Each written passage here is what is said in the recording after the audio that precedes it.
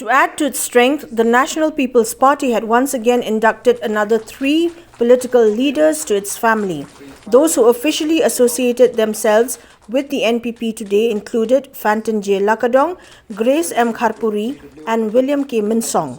The 3 were welcomed by the National President of the NPP and Chief Minister of Meghalaya, Conrad K. Sangma, in the presence of Rajya Sabha MP W.R. Kharlukhi, Deputy Chief Minister Preston Tinsong, Cabinet Minister Snehaw Bhalang Dhar, NPP MLA and MDC of Maurinkneng constituency, Punyats aim, besides party workers and supporters. I joined NPP. It's because I find it's very easy, very convenient for me to handle anything. I'm not joining the politics for myself. I'm not joining the party for myself, for my personal benefit. I'm joining the party for my constituency. We need development. We need to grow. And this party will make my constituency grow. We need developments and we need the government. Yes, I've been in politics. I was elected from 2009. Politics is not new to me anymore.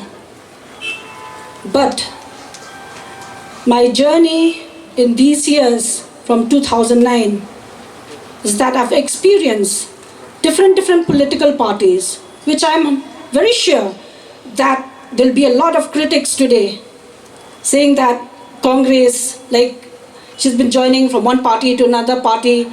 But you know, the reason is like, okay, let there be critics, but you don't know the reality.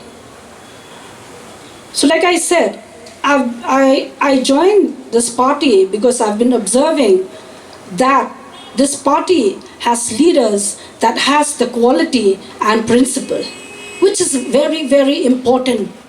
The National People's Party is growing with God's blessing. And we're seeing the response in even states like Manipur. I don't want to be too optimistic here or tell you any big numbers, but you will see when the results come out. We have 4 MLAs right now, just 4 MLAs.